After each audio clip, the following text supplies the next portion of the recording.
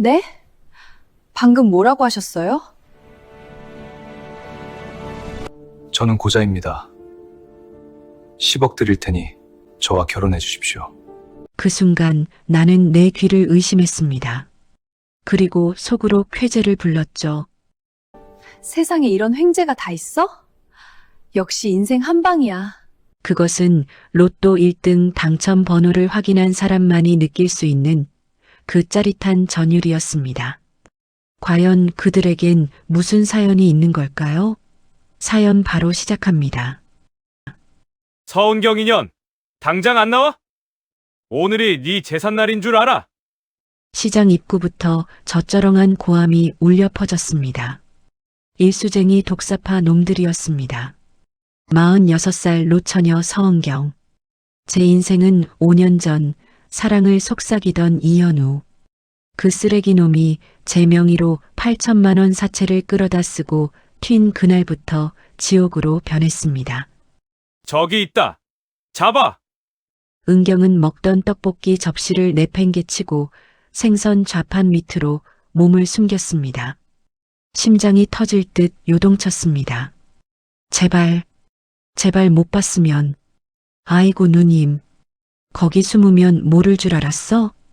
비릿한 웃음소리와 함께 생선 상자가 걷어차였습니다. 은경은 비명도 지르지 못한 채 머리채를 잡혀 끌려 나왔습니다. 아, 나요. 놓으라고. 비릿한 생선 냄새가 진동하는 시장통 한복판에서 은경은 바닥으로 질질 끌려 나갔습니다. 사람들이 쳐다봤지만 아무도 도와주지 않았어요. 다들 고개를 돌렸죠. 이거 봐라, 노란 말이야.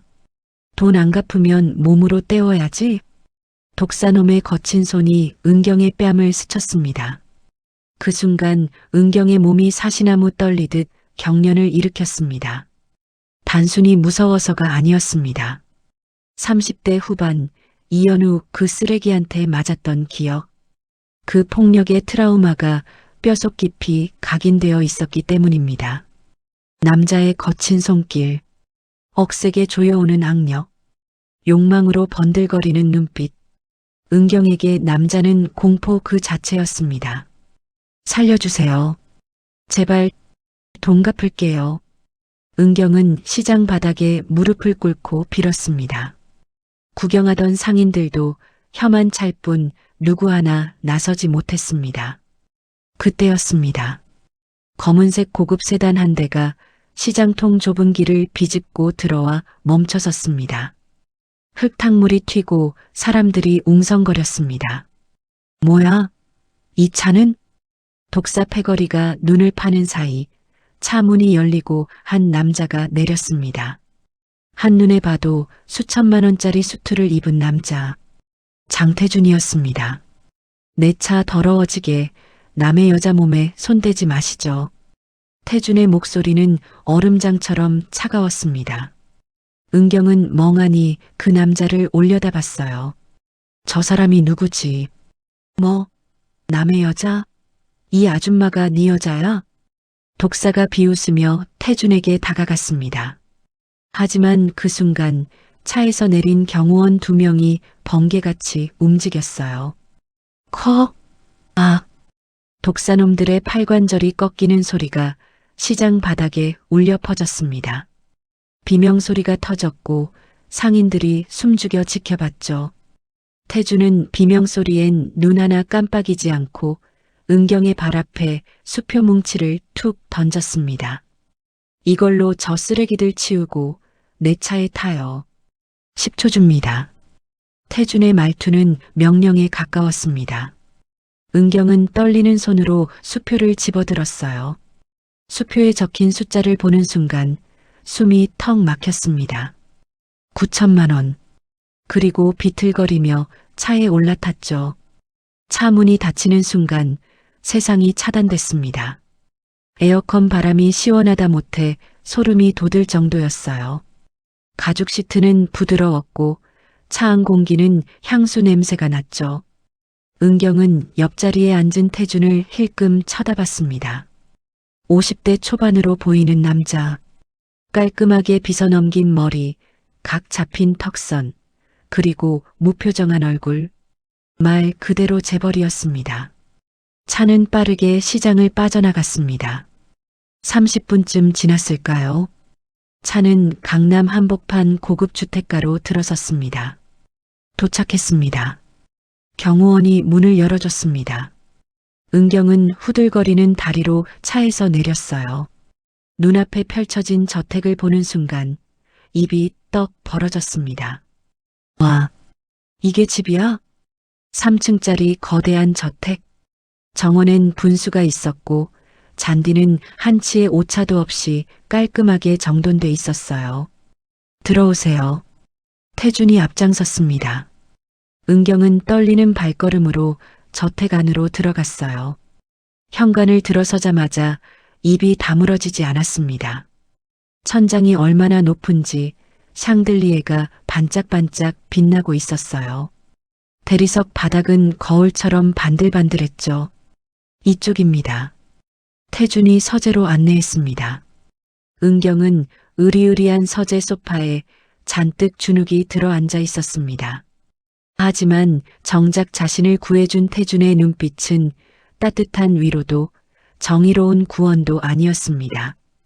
그저 더러운 것이 제 영역을 침범하는 것을 극도로 혐오하는 결벽증 환자의 무심한 적선, 딱 그 느낌이었죠. 사실 태준에게도 피 말리는 사정이 있었습니다. 그 거대한 성체와도 같은 저택에서 태준은 계모 윤미선과 소리 없는 전쟁을 치르는 중이었거든요. 태준아, 이번 달에도 소식 없니? 아침마다 식탁 상석에 앉아 우아하게 샐러드를 씹으며 맹독을 내뱉던 계모의 목소리가 태준의 귓가를 맴돌았습니다. 우리 준수는 벌써 둘째가 생겼다는데 형이라는 게 구실을 못해서야 원. 주주들이 언제까지 고자 회장을 믿고 기다려줄까? 고자. 그 단어가 떨어질 때마다 태준은 물잔을 쥔 손에 핏줄이 터질 듯 힘을 줬습니다. 10년 전 의문의 교통사고 이후 태준은 살아남기 위해 철저히 무능력한 존재가 되어야만 했습니다. 계모를 방심하게 만들 유일한 방패, 그것이 바로 성기능 장애라는 가짜 진단서였습니다. 하지만 이제 한계였습니다. 계모는 후사를 핑계로 태준을 회장직에서 끌어내리려 혈안이 되어 있었죠. 당장 방패가 필요했습니다. 결혼. 그것도 아주 멍청하고 돈만 밝히며 내 무능력을 세상에 떠벌리지 않을 이 무거운 여자가 필요해. 그때 시장통에서 차 문을 붙잡고 울부짖던 은경을 보며 좋은 생각이 떠올랐던 것이었죠. 신원 조회를 해보니 빚이 3억. 가족도 없고 잃을 것도 없는 여자 서은경. 적당히 돈으로 입막음하고 쇼윈도 부부로 살다가 쫓아내기 딱 좋은 여자였습니다. 태준은 서늘하게 가라앉은 눈으로 은경을 응시하며 입을 열었습니다. 그럼 정식으로 제안을 하나 하겠습니다. 태준의 낮은 목소리가 서재의 정막을 깼습니다. 서은경 씨의 사채 빚 3억 원, 제가 즉시 전액 변제해 드립니다. 그리고 결혼 계약금으로 10억을 입금하고 매달 생활비 명목으로 1,000만 원씩 지급하겠습니다. 네, 3억을요? 거기다 10억에 매달 1,000만 원이나요? 은경의 눈이 휘둥그레졌습니다. 시장통에서 떡볶이 팔고 생선 나르며 10년을 일해도 만져보지 못할 큰 돈이었습니다. 하지만 세상에 공짜는 없는 법. 은경은 침을 꿀깍 삼키며 되물었습니다. 그럼 제가 뭘 하면 되나요? 심장이라도 팔아야 하나요? 아니면 뭐 위험한 일이라도? 아니요. 당신은 그저 내 아내 자리만 지키면 됩니다. 다만 한 가지 절대적인 조건이 있습니다. 태준이 잠시 말을 멈추더니 낮고 단호한 목소리로 말을 이었습니다. 우리는 법적으로 완벽한 부부가 되지만 침실은 철저히 분리합니다. 부부관계는 일절 없습니다. 네, 부부관계가 없다니요? 은경이 이해가 안 간다는 표정을 짓자 태주는 결심한 듯 치명적인 비밀을 입 밖으로 꺼냈습니다. 명확하게 말씀드리죠. 나는 여자와 잘 수 없는 몸입니다. 성기능 장애, 흔히 말하는 고자입니다. 10년 전 사고로 팔다리에도 힘이 없습니다. 순간 정적이 흘렀습니다. 태주는 은경의 눈을 똑바로 바라보며 쐐기를 박았습니다. 평생 당신을 여자로 안을 수도 아이를 줄 수도 없습니다. 당신은 그저 허울뿐인 아내로 살아야 합니다. 그래도 내가 당신의 빚을 갚아주는 대가로 이 결혼하겠습니까? 보통의 여자라면 모욕감을 느끼거나 비참함에 얼굴을 붉혔을 겁니다. 돈 때문에 여자의 행복을 포기해야 하냐며 자리를 박차고 나갔을지도 모르죠. 하지만 저 서은경은 달랐습니다. 그 순간 은경의 뇌리에는 지난 30년간 자신을 괴롭혀온 징글징글한 기억들이 주마등처럼 스쳐 지나갔습니다. 술만 마시면 짐승이 되어 주먹을 휘두르던 아버지. 사랑한다며 전 재산을 들고 튀어버린 이현우 그 쓰레기. 그리고 여자의 몸을 그저 화풀이 대상이나 욕망의 배출구로만 알던 수많은 수컷들. 은경에게 남자의 힘은 곧 폭력이었고 남자의 욕망은 곧 약탈이었습니다. 그런데 이 남자가 지금 뭐라고 했습니까? 안을 수도 없다. 아이도 줄 수 없다.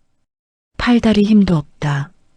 그 말은 곧 나를 때릴 힘도 억지로 덮칠 욕망도 없다는 뜻이 아니겠습니까? 은경은 책상 아래 꼭 쥐고 있던 주먹을 펴지 못했습니다. 터져 나오려는 웃음을 참기 위해서였죠. 심장이 쿵쾅거렸습니다. 두려움 때문이 아니었습니다. 그것은 로또 1등 당첨 번호를 확인한 사람만이 느낄 수 있는 짜릿한 전율이었습니다. 세상에 뭐 이런 횡재가 다 있어?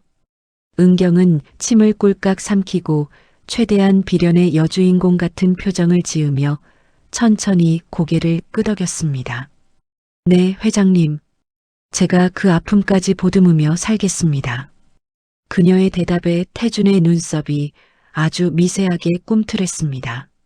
하지만 은경은 보지 못했습니다. 태준의 책상 아래 주먹에 핏줄이 터질 듯 솟아올랐다가 순식간에 사라지는 것을요. 그것이 이 기막힌 계약 결혼의 서막이었습니다. 조건은 3가지입니다. 태준이 손가락을 하나씩 펴며 말했습니다. 첫째, 혼인 신고를 하고 이 집에서 함께 살 것. 둘째, 외부의 부부로 행세할 것.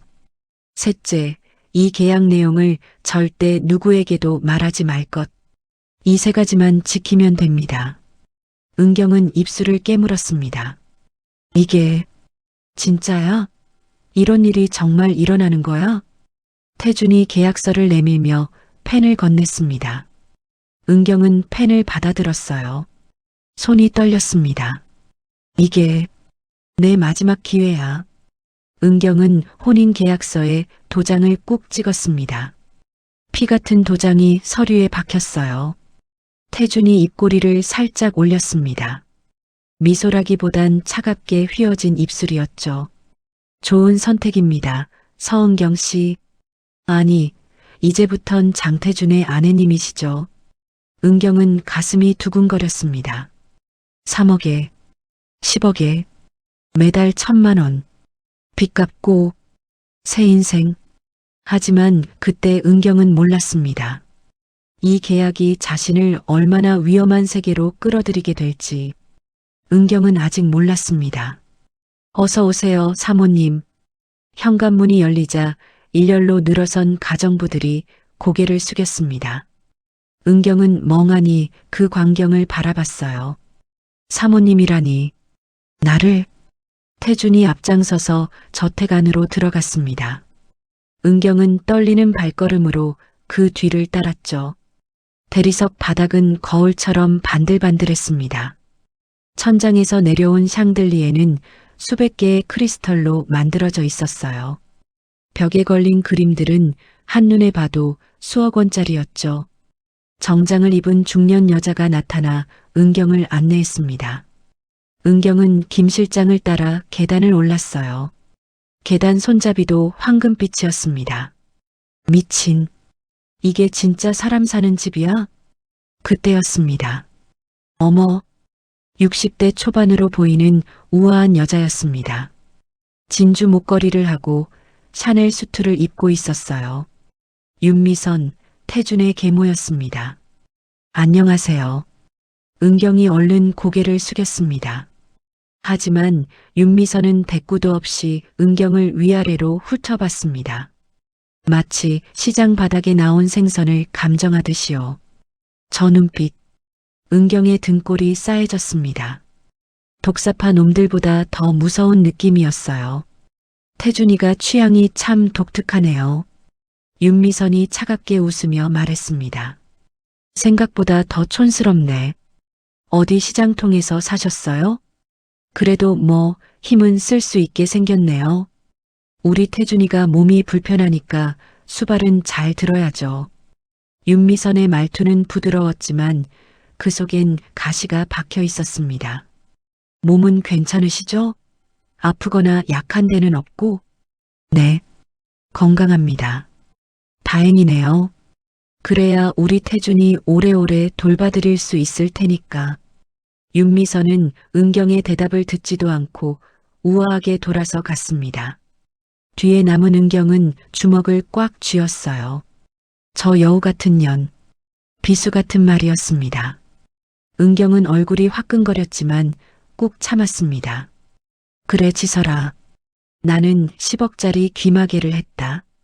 은경은 속으로 주문을 외웠습니다. 사모님, 회장님이 기다리십니다. 김 실장이 은경을 식당으로 안내했습니다.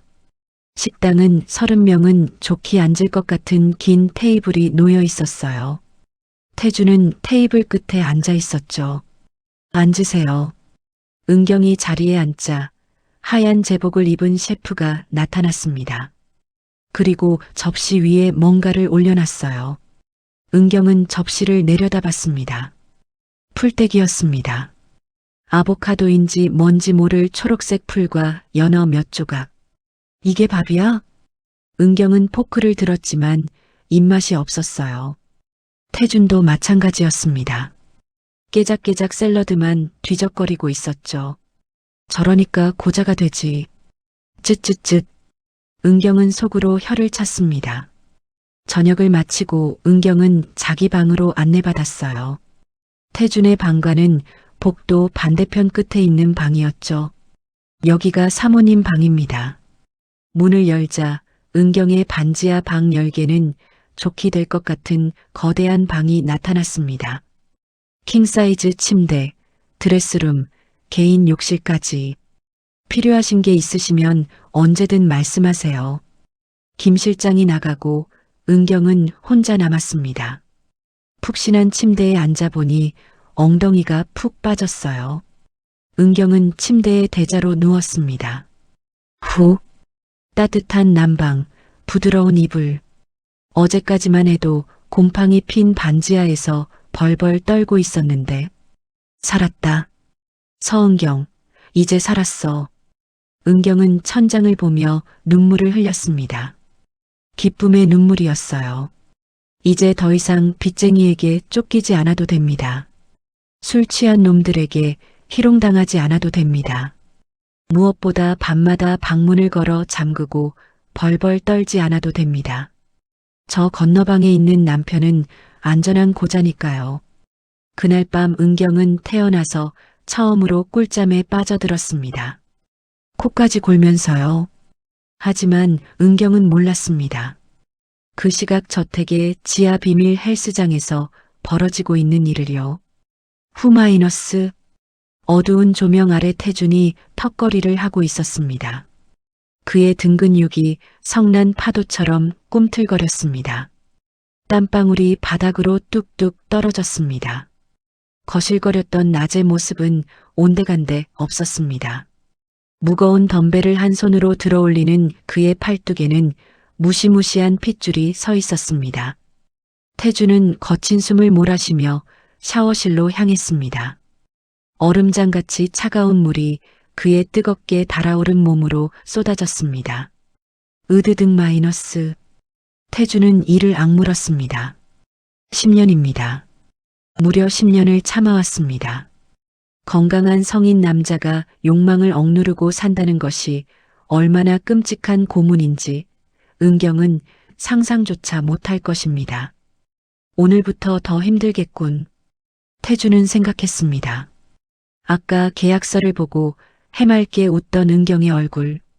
촌스럽지만 생기 넘치던 그 눈빛이 자꾸만 눈앞에 어른거렸습니다. 죽은 듯 고요하던 이 저택에 펄떡거리는 생명체 하나가 들어왔습니다. 그것이 자신에게 득이 될지 독이 될지 태주는 아직 알 수 없었습니다.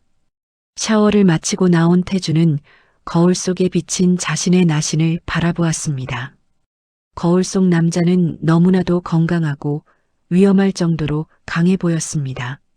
그는 씁쓸하게 웃으며 잠옷을 걸쳤습니다. 참아야 한다. 아직은 때가 아니야. 태준이 불을 끄자 저택은 다시 깊은 어둠 속으로 잠겼습니다. 아무것도 모른 채 코를 골며 자는 세상에서 제일 안전하다고 믿는 여자와 그 믿음을 배신할 준비가 되어 있는 세상에서 제일 위험한 남자의 기막힌 동거. 폭풍 전야의 첫날 밤이 그렇게 지나가고 있었습니다. 다음 날 아침, 은경은 일찍 일어났습니다. 시장 상인 생활이 몸에 배어서 새벽 5시만 되면 눈이 떠졌거든요. 뭐라도 해야 하는데 은경은 주방으로 내려갔습니다. 주방은 텅 비어 있었어요. 그래, 밥이나 해주자. 은경은 냉장고를 열었습니다. 하지만 냉장고 안엔 이상한 것들만 가득했어요.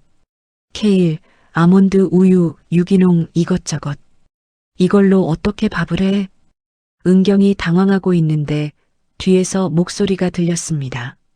사모님, 뭐 하세요? 백색 제복을 입은 셰프가 나타났어요. 아, 저기.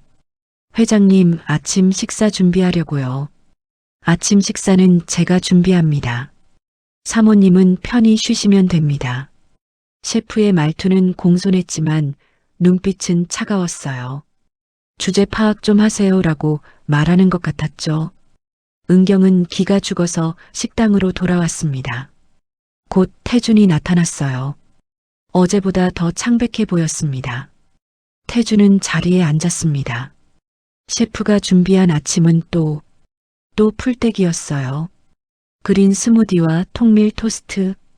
은경은 그걸 보며 속이 터졌습니다. 저러니까 비실비실하지. 식사를 마치고 태준은 출근했습니다. 은경은 다시 혼자 남았어요.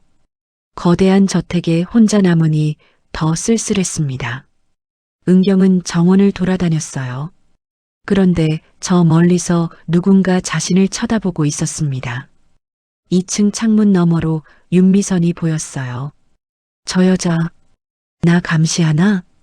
은경의 등골이 오싹했습니다. 그날 저녁, 태준이 퇴근하고 돌아왔습니다. 은경은 태준을 기다리고 있었어요. 회장님, 제가 밥 좀 해드리면 안 될까요? 저기 셰프가 만든 건 너무 풀만 많아서요. 제대로 된 밥을 먹어야 기운이 나죠. 태준은 잠시 생각하더니 고개를 끄덕였습니다. 좋습니다. 한번 해보시죠. 은경의 얼굴이 환해졌어요. 좋아. 이제부터 제대로 먹여서 기력 하나는 확실하게 살려놓는다. 은경은 결심했습니다. 밤일은 못해도 아침 눈은 번쩍 뜨게 만들어드리겠다고. 하지만 은경은 몰랐습니다. 자신이 만든 음식이 태준에게 어떤 지옥을 선사하게 될지. 화려한 크리스털 샹들리에가 눈부시게 빛나는 태성그룹 본가의 메인 주방.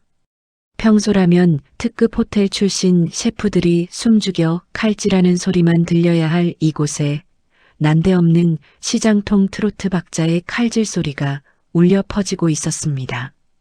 따따따따 마이너스 따따따따 마이너스. 경쾌하다 못해 요란스러운 도마 소리의 주인공은 다름 아닌 서은경이었습니다. 그녀가 이 거대한 저택에 입성한 지 딱 3일째 되는 날이었죠. 10억 입금 받고 월 1,000만 원의 생활비까지 받는 계약 아내가 된 은경. 푹신한 침대에서 늦잠을 자고 일어나니 가정부가 차려주는 밥상이 기다리고 있었습니다. 그야말로 꿈에 그리던 사모님의 삶이었지만 은경은 밥숟가락을 뜨면서도 영 마음이 편치 않았습니다. 세상에 공짜 점심은 없다는데 내가 이렇게 놀고 먹어도 되나? 평생을 새벽 5시면 일어나 시장통을 누비던 그녀였습니다. 가만히 앉아 받아먹는 호사는 그녀의 체질에 맞지 않았습니다. 게다가 그녀의 법정 남편이자 물주인 장태준 회장의 꼬라지를 보면 밥맛이 뚝 떨어질 지경이었습니다. 즉, 허우대는 멀쩡한 양반이 속은 텅 빈 강정이라니. 아침 식사 때마다 태주는 창백한 얼굴로 깨작깨작 샐러드나 뒤적거리다 출근하곤 했습니다. 은경이 보기엔 영락없는 영양실조 환자였죠.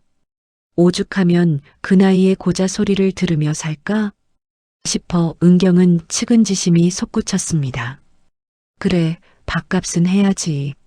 내가 우리 회장님 기력 하나는 확실하게 살려놓는다. 밤일은 못해도 아침 눈은 번쩍 뜨게 만들어드려야지. 그게 바로 인간된 도리 아니겠어? 그 길로 은경은 주방을 접수했습니다. 우아한 셰프가 준비해 놓은 아보카도와 연어를 보며 은경은 코웃음을 쳤습니다. 이봐요, 셰프 양반. 이 풀떼기 먹고 힘을 쓰겠어요? 남자는 자고로 뻘 속에서 구른 놈을 먹어야 힘을 쓰는 법이에요. 은경은 시장 상인의 인맥을 총동원해 공수한 검은 비닐봉지들을 식탁 위에 쏟아부었습니다. 자, 보세요. 산낙지, 전복, 흑마늘, 그리고 대망의 자연산 민물장어. 꼬리가 아주 몽둥이만 하죠? 꿈틀거리는 산낙지가 대리석 조리대 위를 기어다니고 펄떡이는 장어가 물을 튀기자 셰프와 보조들이 기겁하며 뒷걸음질 쳤습니다. 사모님, 회장님은 비린 걸 질색하십니다.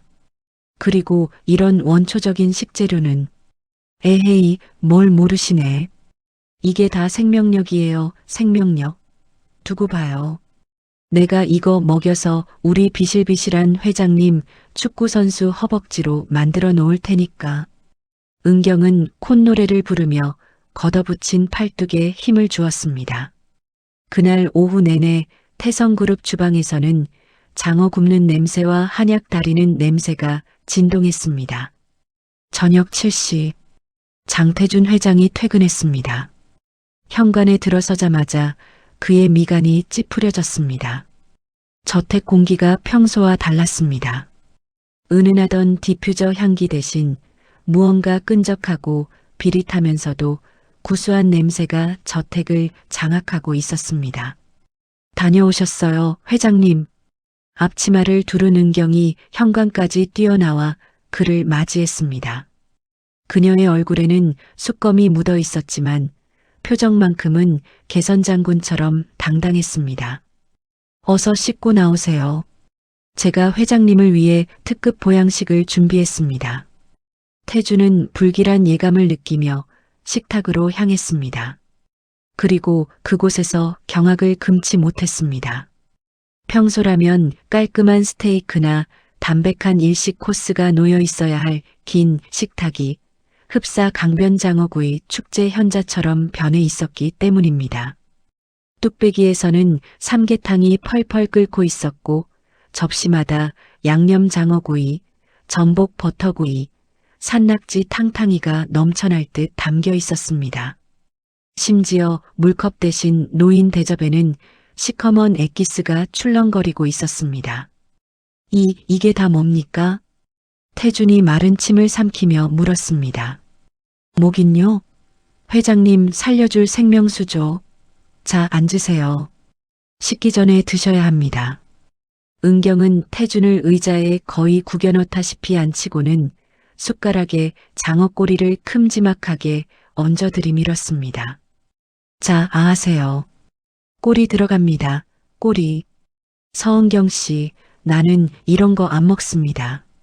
내 병은 음식이랑 상관없는. 아이고, 답답해라.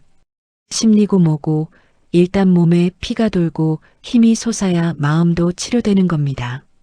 우리 시장통 박씨 아저씨도요.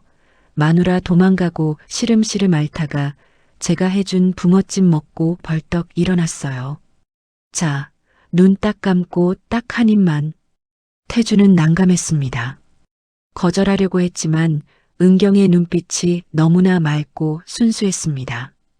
자신을 돈줄로만 보는 계모나 뒷담화기 바쁜 고용인들과 달리 이 여자는 진심으로 환자 장태준을 걱정하고 있었습니다. 거절하면 내가 진짜 환자가 아니라고 의심할지도 몰라. 태주는 10년간 지켜온 비밀을 위해 눈을 질끈 감고 입을 벌렸습니다. 은경은 기회를 놓치지 않고 장어꼬리를 태준의 입안으로 밀어 넣었습니다. 태준은 억지로 씹기 시작했습니다. 비릴 줄 알았던 장어가 입안에서 부드럽게 녹아내렸습니다. 은경의 투박한 손맛이 깃든 매콤 달콤한 양념은 10년 동안 환자 코스프레를 하느라 저염식만 먹어왔던 태준의 미각 세포를 사정없이 깨웠습니다. 맛있어. 젠장, 너무 맛있잖아. 태준의 눈이 저절로 떠졌습니다. 은경은 그 반응을 놓치지 않았습니다. 꺼봐요, 맛있죠? 몸이 원한다니까요. 자, 이것도 드세요. 이건 흑마늘, 이건 전복내장. 은경은 신이 나서 태준의 접시에 음식을 산더미처럼 쌓아주었습니다. 태준은 홀린 듯이 받아먹었습니다. 장어 2마리, 전복 3개, 낙지 1마리. 그리고 마지막으로 은경이 직접 다렸다는 복분자 엑기스까지 원샷. 마이너스. 태준은 난생 처음으로 배가 터질 듯한 포만감을 느꼈습니다. 잘 드시네. 진작 이렇게 해드릴걸. 내일 아침엔 아주 거뜬하실 겁니다. 은경은 뿌듯한 표정으로 빈 그릇을 치웠습니다. 태준은 부른 배를 문지르며 방으로 올라갔습니다. 그때까지만 해도 그는 몰랐습니다. 자신이 먹은 것이 단순한 음식이 아니라 잠자던 야수를 깨우는 기폭제였다는 사실을요. 일주일이 지났습니다. 은경은 저택에서의 생활이 조금씩 익숙해지고 있었어요. 아침마다 태준에게 밥을 해주는 게 이제 일과가 됐습니다. 된장찌개, 김치찌개, 고등어조림. 은경이 정성껏 차려낸 밥상 앞에서 태준은 깨작깨작 먹기만 했지만요. 저러니까 고자가 되지. 은경은 또 속으로 혀를 찼습니다. 하지만 뭐라도 먹는 모습이 기특해서 자꾸 반찬을 더 올려주게 됐어요. 회장님, 이것도 드세요. 힘나야죠. 네. 고맙습니다. 태주는 은경이 떠다주는 대로 받아먹었습니다. 하지만 밤마다 그는 지옥을 경험하고 있었어요. 은경이 만들어준 보양식들이 혈관을 타고 돌면서 그동안 억눌렀던 남성 호르몬을 미친 듯이 자극하고 있었거든요. 밤 11시, 태주는 침대에서 뒹굴며 신음했습니다. 온몸이 용광로처럼 끓어올랐습니다. 장어, 복분자, 마늘, 전복. 은경이 먹인 모든 게 독이 되어 그를 괴롭혔어요. 미치겠군. 태주는 욕실로 비틀거리며 들어갔습니다. 샤워기 레버를 가장 차가운 쪽으로 돌렸어요. 마이너스. 얼음장 같은 물줄기가 머리 위로 쏟아졌습니다. 하지만 몸속 깊은 곳에서 타오르는 불길은 쉽게 잡히지 않았어요. 태주는 욕실 난간을 부여잡았습니다. 손에 힘이 들어가자 우드득 소리와 함께 대리석 난간에 미세한 금이 갔습니다. 서은경, 당신 대체 내 몸에 무슨 짓을 한 거야? 태주는 찬물을 맞으며 이를 갈았습니다. 결국 태주는 밤새 한숨도 자지 못했습니다. 찬물 샤워와 맨몸 운동을 번갈아 하며 지옥 같은 밤을 견뎌내야 했거든요. 다음 날 아침, 태주는 쾌한 눈으로 식탁에 앉았습니다. 다크서클이 턱까지 내려와 영락없는 중환자였어요. 어머, 회장님, 안색이 왜 그래요? 은경이 호들갑을 떨며 다가왔습니다. 어제 너무 무리하셨나 봐요. 명현현상인가? 역시 몸이 많이 허하시구나. 은경은 태준의 이마에 손을 댔어요. 태준은 그 따뜻한 손길에 온몸이 얼어붙었습니다. 참아야 한다. 지금 반응하면 끝이야. 그럴 줄 알고 제가 준비했죠. 은경이 등 뒤에서 짠하고 꺼낸 것은 보라색 요가 매트였습니다. 밥 먹기 전에 스트레칭부터 하십시다. 길을 뚫어줘야 보약발도 받는 거예요. 아니, 나는 됐습니다. 지금 몸 상태가 그러니까 하셔야죠. 은경은 거실 한복판에 매트를 깔았습니다. 그리고 바닥에 엎드려 허리를 쭉 폈어요. 엉덩이를 하늘로 치켜들고 가슴을 바닥에 붙이는 민망하기 짝이 없는 자세였습니다. 자, 얼른요. 남자는 허리가 생명인데 거기가 굳어 있으면 안 되거든요. 식당에서 아침을 준비하던 가정부들이 키득키득 웃음을 참았습니다. 태준의 얼굴이 불그락푸르락해졌어요. 회장의 채통이 말이 아니었습니다. 하지만 거절했다가는 은경이 또 무슨 잔소리 폭격을 할지 몰랐어요. 태준은 한숨을 내쉬며 쭈뼛거리며 매트 위로 올라갔습니다. 은경이 태준의 등과 허리를 꾹꾹 누르기 시작했습니다. 태준의 입에서 짧은 신음이 터져 나왔어요. 아파서가 아니었습니다. 은경의 따뜻한 손길이 척추를 타고 내려와 허리를 누를 때마다 어젯밤 간신히 잠재웠던 불꽃이 다시 튀어올랐기 때문입니다. 참아야 한다. 나는 고자다. 나는 돌부처다. 태주는 마음속으로 애국가를 사절까지 불렀습니다. 그날 저녁, 태준이 퇴근하고 돌아왔을 때 은경은 또 뭔가를 준비하고 있었어요. 회장님, 오늘은 특별히 자라탕 끓였어요. 기력 보충에 최고라던데요. 자, 어서 앉으세요. 태주는 절망적인 표정으로 천장을 올려다봤습니다. 오늘 밤은 한강에 뛰어들어야 할지도 모르겠군. 하지만 그날 뭔가 이상한 일이 벌어졌습니다. 은경이 서재 앞을 지나가다가 우연히 문틈으로 태준의 모습을 봤거든요. 태준은 전화를 하고 있었습니다. 목소리가 평소와 달랐어요. 지금은 때가 아닙니다. 아직은 약해 보여야 합니다. 은경의 발걸음이 멈췄습니다. 윤미선 쪽 자금 흐름은 계속 추적하세요. 증거가 확실해지면 그때 움직이겠습니다. 뭐지? 은경의 등골이 오싹했습니다. 지금 태준의 목소리는 평소에 부드럽고 나약한 톤이 아니었어요. 차갑고 날카로운 명령하는 사람의 목소리였습니다. 은경은 황급히 그 자리를 떠났습니다. 심장이 쿵쾅거렸어요. 아니야. 착각이겠지. 하지만 며칠 후 또 다른 일이 벌어졌습니다. 은경이 태준의 방 앞을 지나가는데 안에서 이상한 소리가 들렸거든요. 하나, 둘, 셋. 은경은 문틈으로 살짝 들여다봤습니다. 그리고 눈이 휘둥그레졌어요. 태준이 바닥에 엎드려 팔굽혀펴기를 하고 있었습니다. 속도가 엄청 빨랐어요. 그것도 한 손으로 100개, 101개, 102개. 땀이 바닥에 뚝뚝 떨어졌습니다. 태준의 등 근육이 파도처럼 꿈틀거렸어요. 은경은 숨이 막혔습니다. 저게 고자의 몸이라고? 저게 힘없는 사람의 팔이라고? 은경은 뒷걸음질 쳤습니다. 가슴이 철렁 내려앉았어요.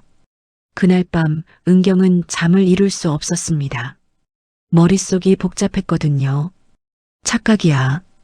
분명 착각이야. 하지만 머릿속에서 지워지지 않았습니다. 며칠 전 서재에서 들었던 그 차가운 목소리. 그리고 방금 본 그 근육과 운동. 그럼 이 결혼은 뭐지? 나는 뭐지? 은경은 이불을 머리끝까지 뒤집어 쓰고 떨기 시작했습니다. 시간은 흘러 주말. 장상그룹 창립 기념 파티 날이 밝았습니다. 호텔 연회장은 재계의 인사들로 북적였습니다.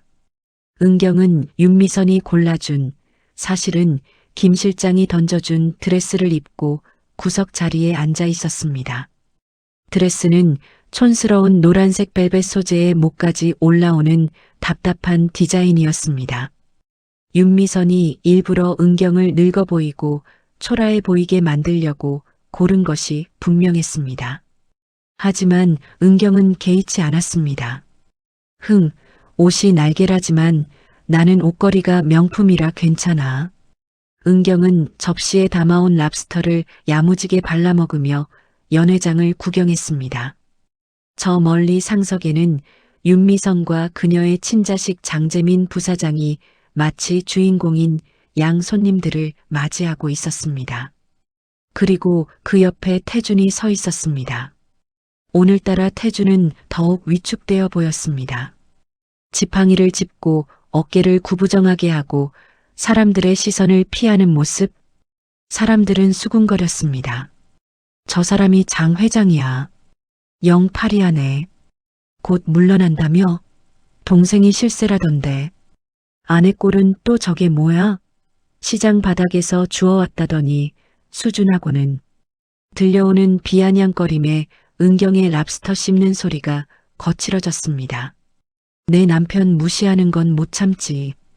은경이 포크를 내려놓고 일어나려던 찰나였습니다.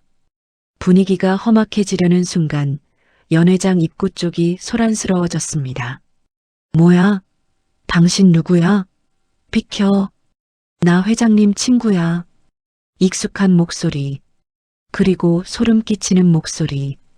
은경이 고개를 돌린 곳에는 경호원들과 실랑이를 벌이고 있는 한 남자가 있었습니다. 낡은 가죽 점퍼에 비열한 웃음. 이현우였습니다. 은경의 전 재산을 들고 튀고 그녀에게 끔찍한 트라우마를 안겨준 바로 그 전 남자친구. 어이 서은경, 여기서 호강하고 있었냐? 현우가 은경을 발견하고 큰 소리로 이름을 불렀습니다. 연회장의 모든 시선이 은경에게 꽂혔습니다. 윤미선의 입가에 회심의 미소가 번졌습니다. 은경의 얼굴이 하얗게 질렸습니다. 심장이 멎을 것 같았습니다. 다리에 힘이 풀려 주저앉으려는 순간 누군가 뒤에서 은경의 어깨를 단단히 감싸 안았습니다. 내 아내에게 무슨 볼일입니까? 태준이었습니다. 지팡이는 어디다 뒀는지 태준은 두 발로 꼿꼿하게 서 있었습니다. 구부정하던 어깨는 활짝 펴져 있었고 현우를 노려보는 눈빛은 서늘하다 못해 시려웠습니다. 어줍잖은 회장놈이 눈 안 깔아? 상황 파악이 안 된 현우가 비열한 웃음을 흘리며 태준의 멱살을 잡으려 손을 뻗었습니다. 하지만 현우의 손이 태준의 멱살에 닿기도 전이었습니다. 탁! 눈에 보이지 않을 만큼 빠른 속도였습니다. 태준의 오른손이 허공을 가르더니 현우의 손목을 낚아챘습니다. 흑! 현우의 눈이 휘둥그레졌습니다. 자신의 손목을 움켜쥔 태준의 악력이 상상을 초월했기 때문입니다. 아, 내 손. 현우가 비명을 지르며 무릎을 꿇었습니다. 태준은 표정 하나 바꾸지 않고 잡은 손목을 아주 천천히, 그러나 확실하게 비틀었습니다. 우드득 마이너스. 뼈가 어긋나는 섬뜩한 소리가 연회장의 정적을 갈랐습니다. 경고하는데 한 번만 더 내 사람 앞에 나타나면 그땐 이 손목 영원히 못 쓰게 될 겁니다. 알겠습니까? 그 목소리는 지옥에서 온 사자처럼 차갑고 섬뜩했습니다. 태준이 손을 놓자 현우는 바닥에 나뒹굴며 제 손목을 부여잡고 짐승처럼 헐떡거렸습니다. 경호원들이 달려들어 현우를 끌어냈습니다. 두고 봐. 서은경, 너 가만 안 둬. 장 회장, 너도 마찬가지야. 사람들의 시선이 태준에게 꽂혔습니다. 저 사람 저렇게 힘이 셌나? 방금 눈빛 봤어? 살기가 등등하던데? 태준은 아차 싶었습니다.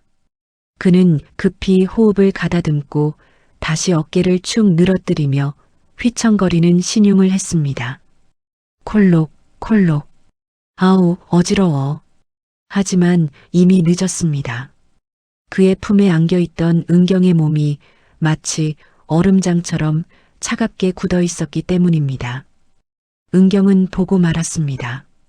현우의 굵은 손목을 한 손으로 으깨버리던 태준의 손등 위로 솟아오른 핏줄을, 현우를 내려다보던 그 눈빛 속에 담긴 억누를 수 없는 폭력적인 야수성을, 그것은 은경이 평생을 도망쳐온 공포 그 자체였습니다. 은경 씨, 괜찮습니까? 많이 놀랐죠? 태준이 걱정스러운 얼굴로 은경의 얼굴을 만지려 손을 뻗었습니다. 힉! 은경이 소스라치게 놀라며 뒷걸음질 쳤습니다. 오지 마. 오지 마세요. 은경의 입술이 파르르 떨렸습니다. 당신도 남자였어. 힘센 남자. 무서운 남자. 은경은 태준의 손을 뿌리치고 도망치듯 연회장을 빠져나갔습니다. 노란색 벨벳 드레스 자락이 바닥에 끌리며 그녀의 절박한 도주를 더욱 비참하게 만들었습니다.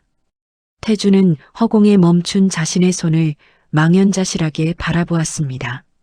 지켜주려고 했는데, 그 힘으로 당신을 구하고 싶었는데, 그 힘이 오히려 그녀에게는 가장 끔찍한 흉기가 되어버렸습니다. 그 모습을 샴페인 잔을 든 윤미선이 흥미로운 눈빛으로 지켜보고 있었습니다.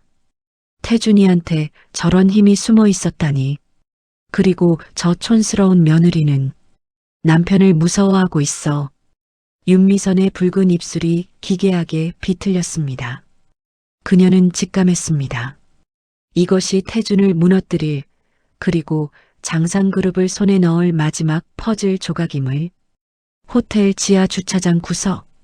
경호원들에게 내동댕이 쳐진 현우가 퉁퉁 부은 손목을 부여잡고 욕설을 퍼붓고 있었습니다.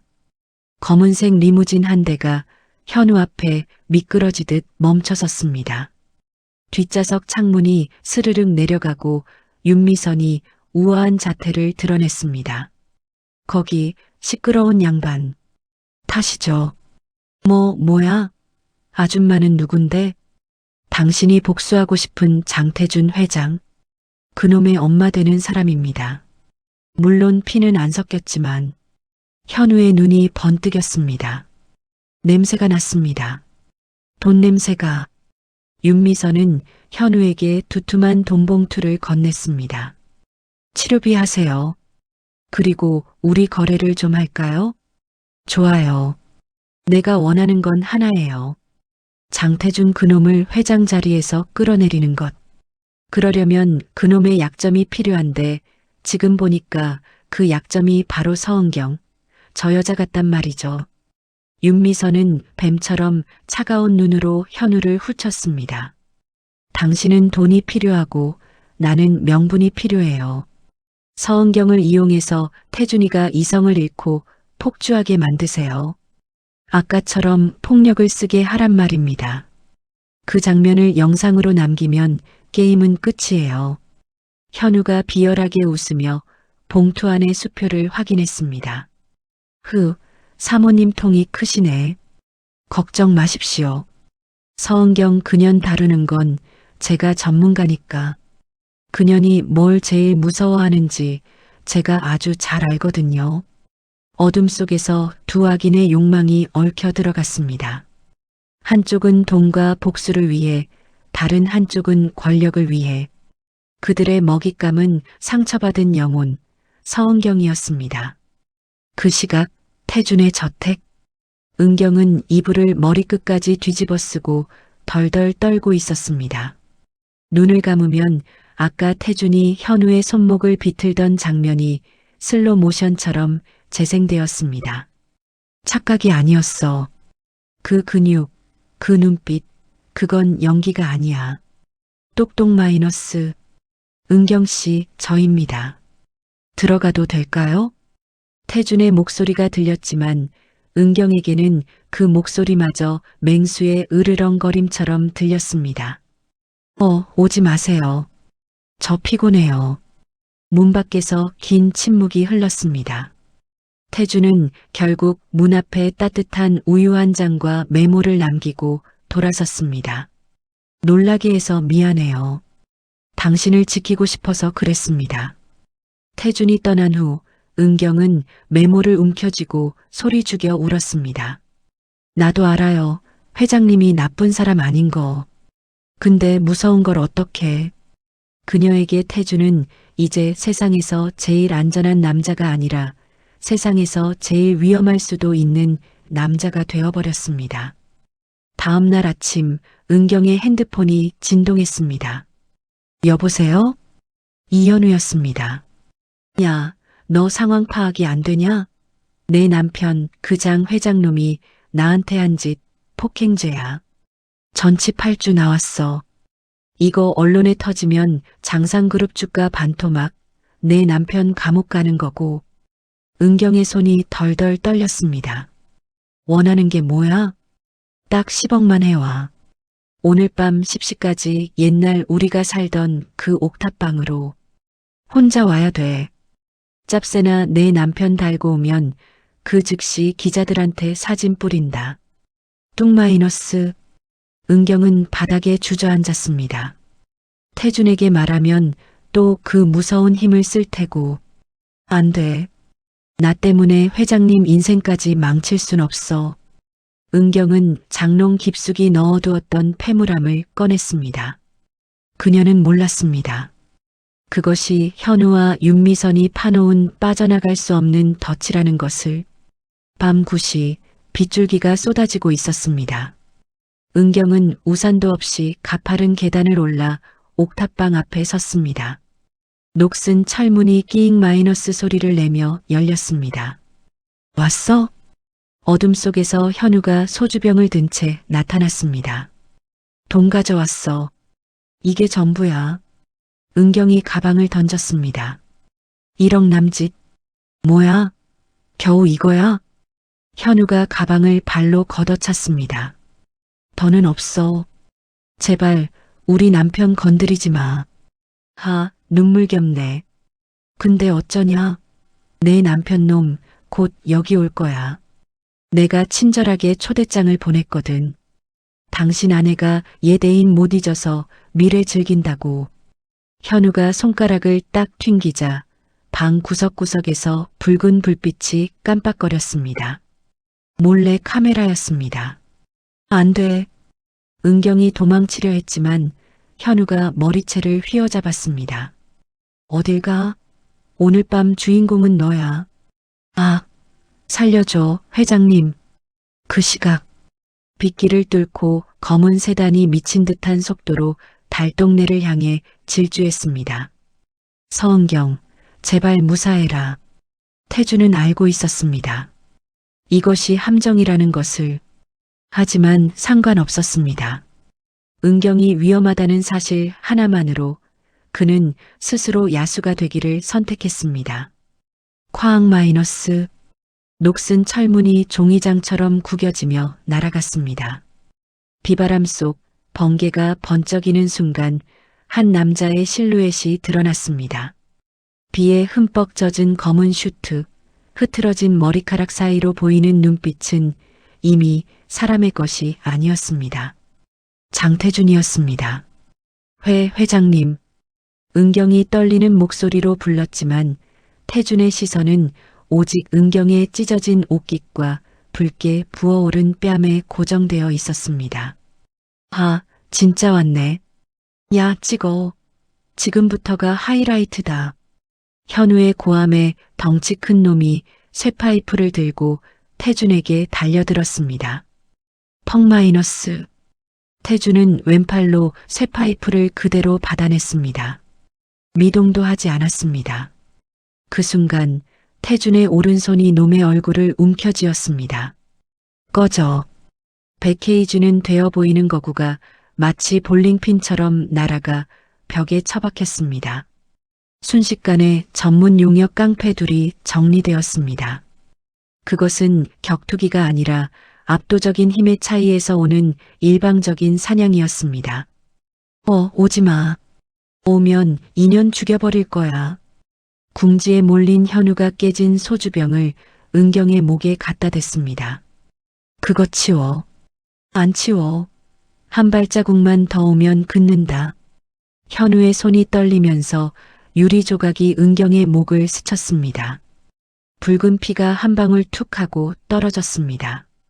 그 핏방울을 본 순간 태준의 이성이 끊어졌습니다. 죽어. 태준이 바닥을 박차고 날았습니다.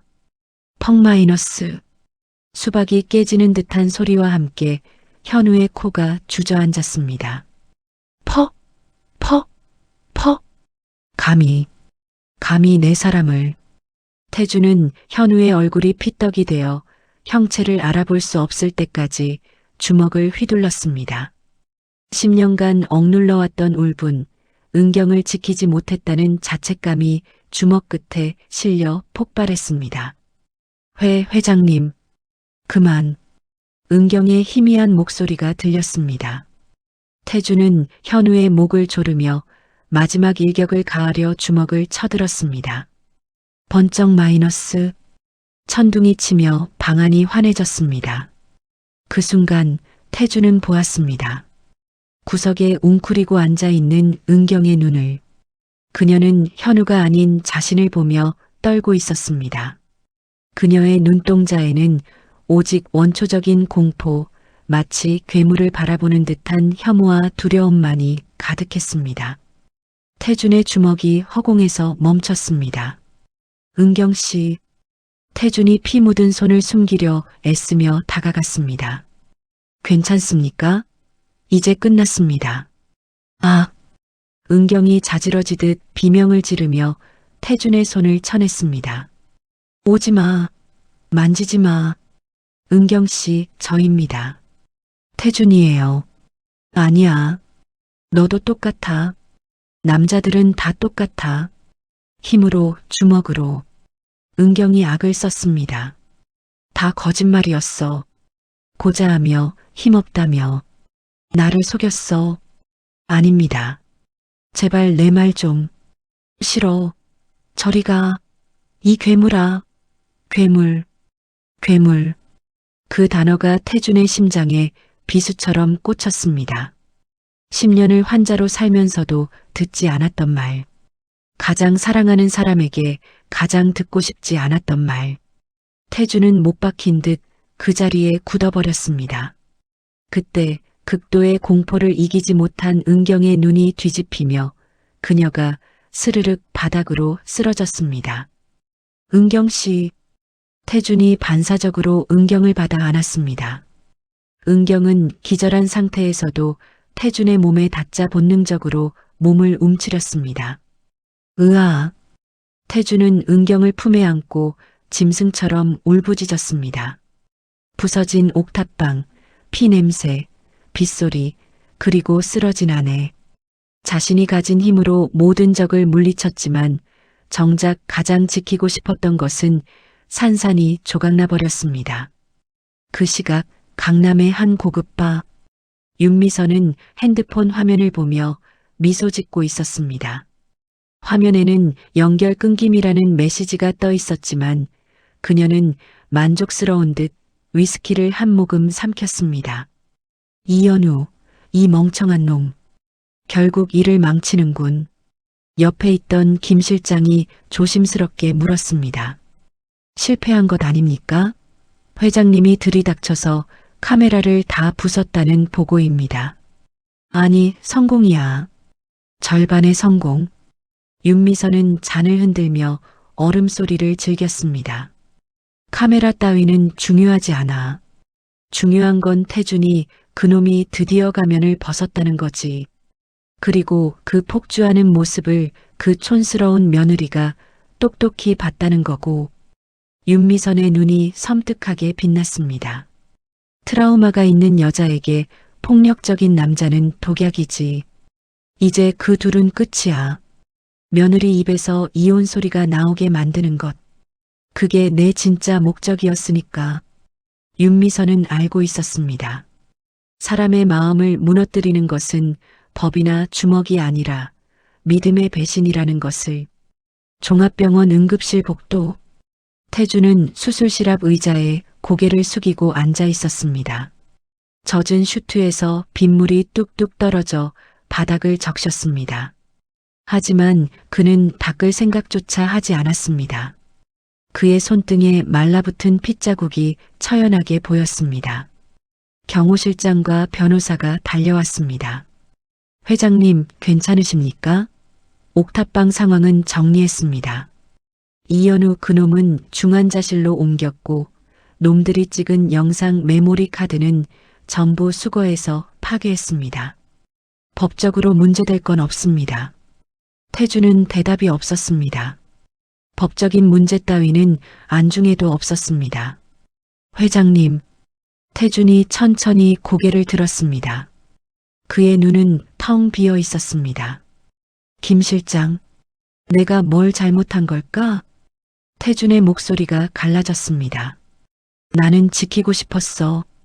그 사람이 다치지 않게, 그 더러운 놈들 손에 닿지 않게.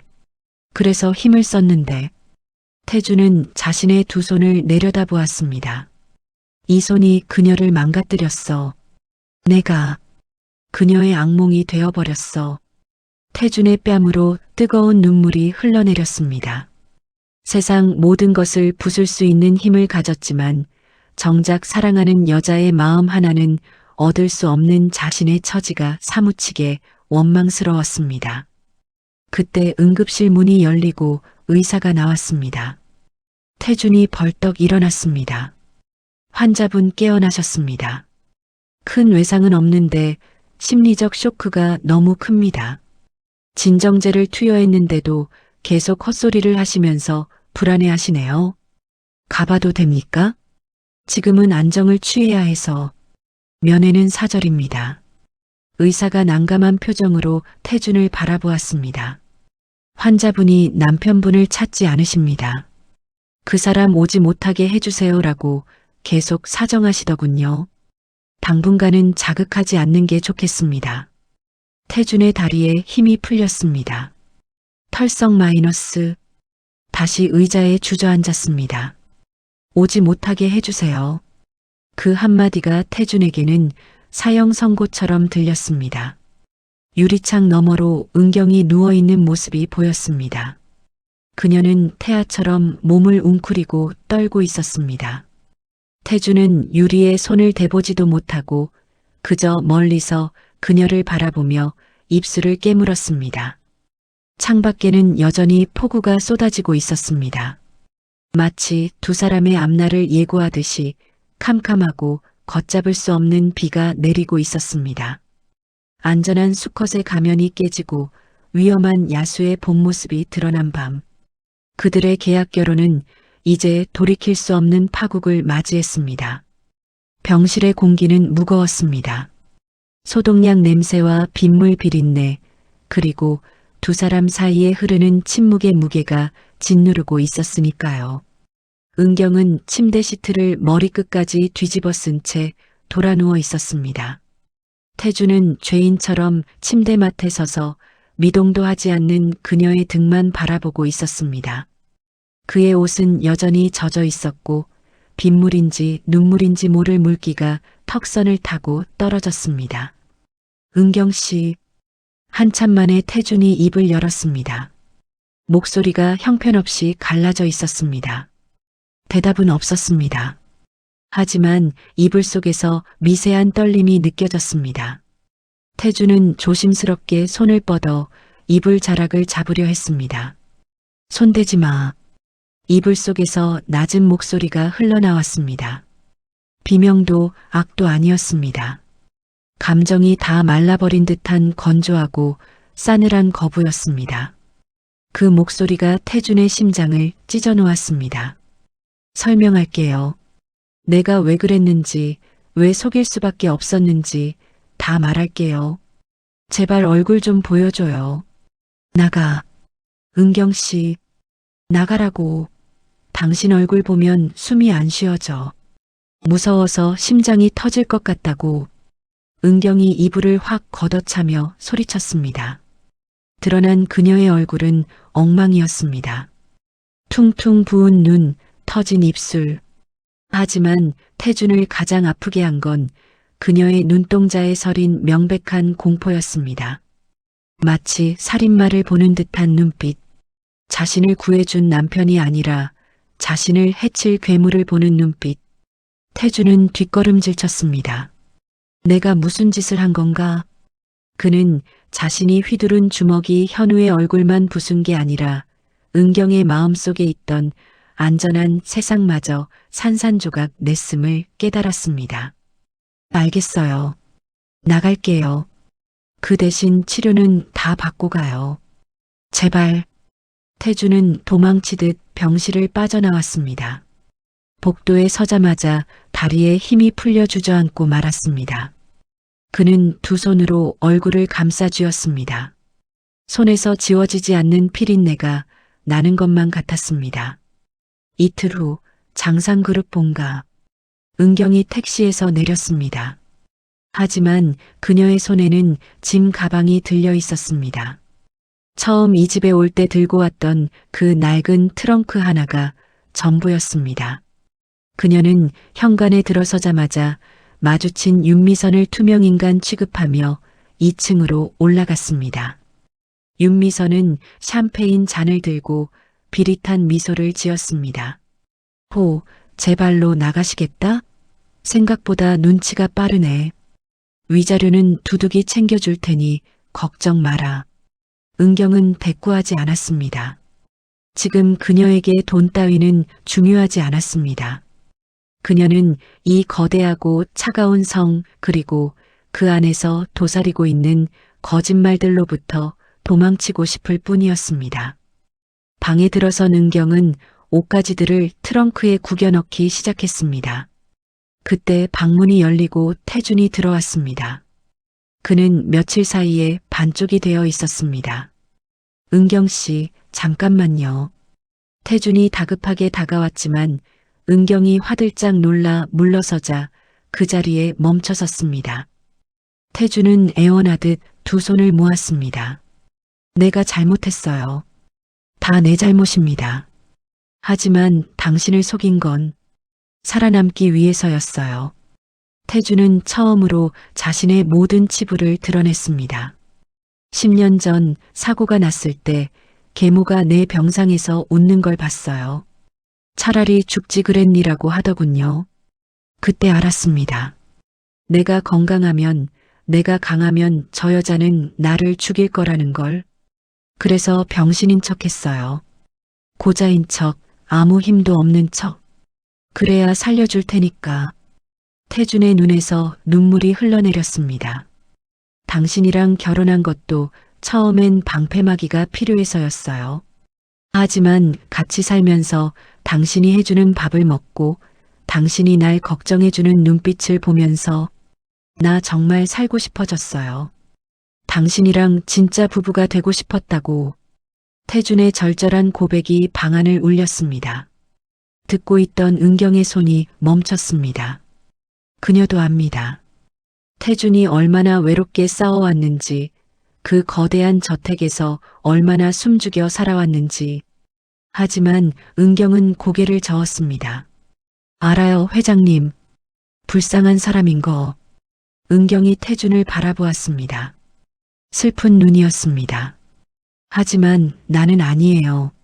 나는 당신의 구원자가 될 수 없어요. 은경 씨, 나는 겁쟁이에요. 남자가 소리만 질러도 오줌을 지리는 트라우마 덩어리라고요. 당신이 그날 밤 옥탑방에서 그 사람들을 때려 눕힐 때 당신은 영웅이었겠지만 내 눈엔 그냥 또 다른 폭력으로밖에 안 보였어요. 은경의 목소리가 떨렸습니다.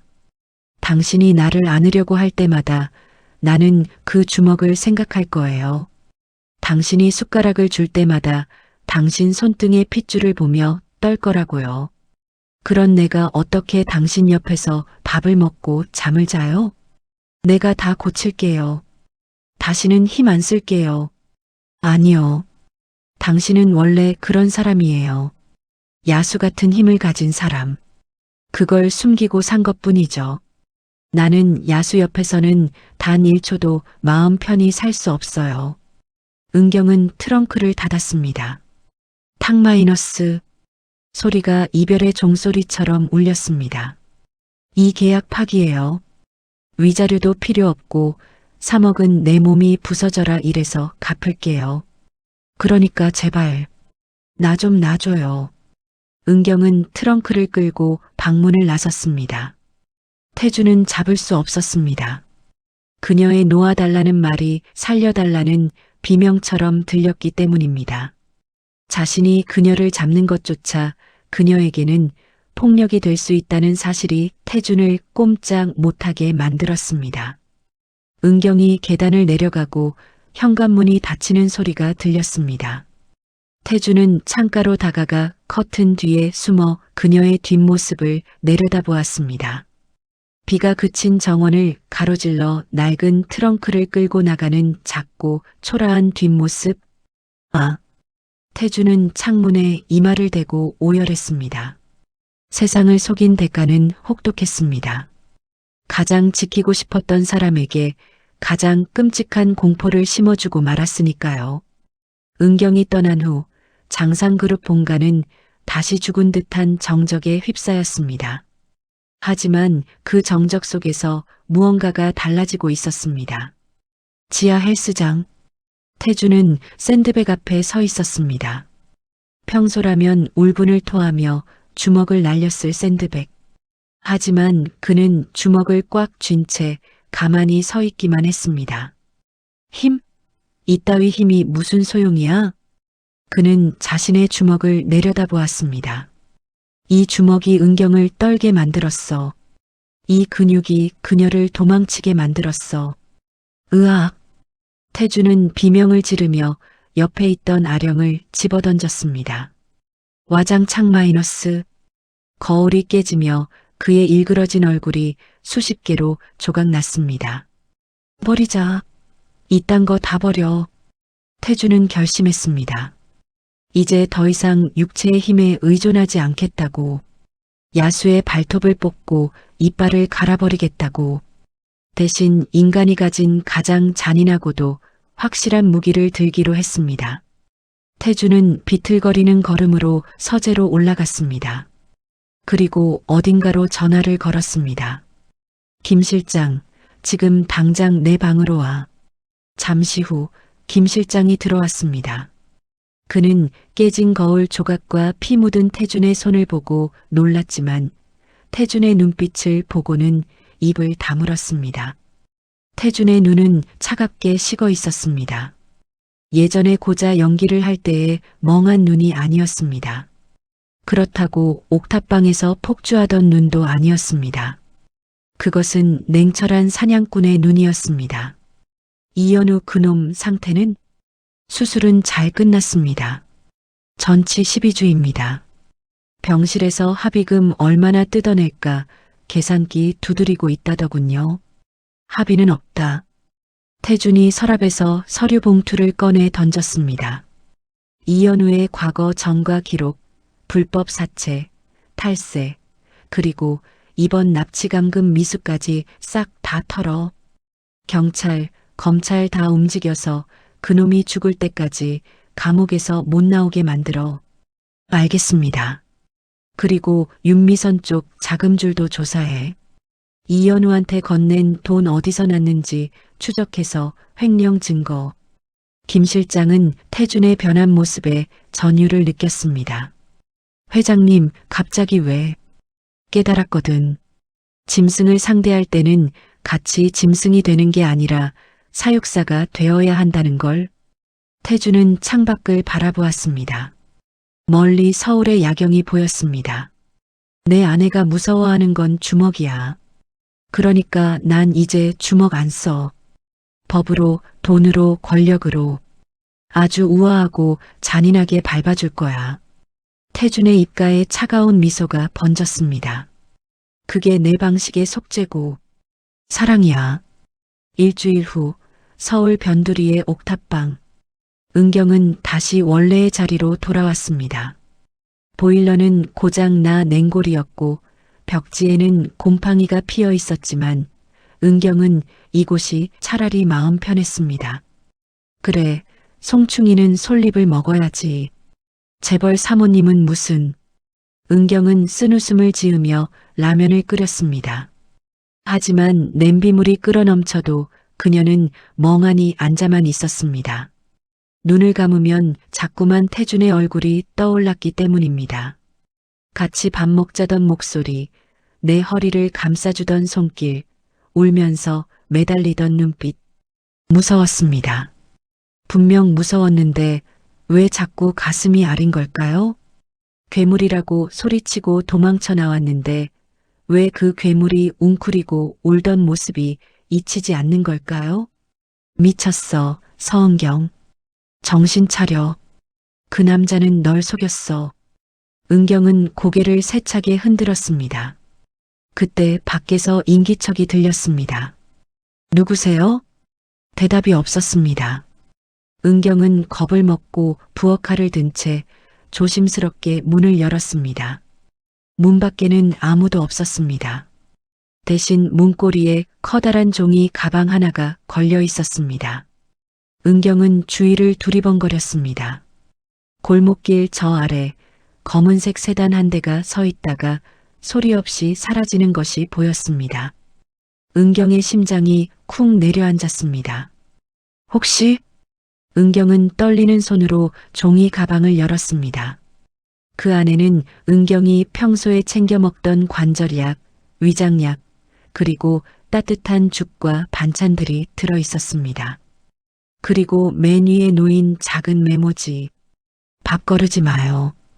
미안합니다. 글씨체만 봐도 알 수 있었습니다. 삐뚤하지만 꾹꾹 눌러 쓴 글씨. 태준이었습니다.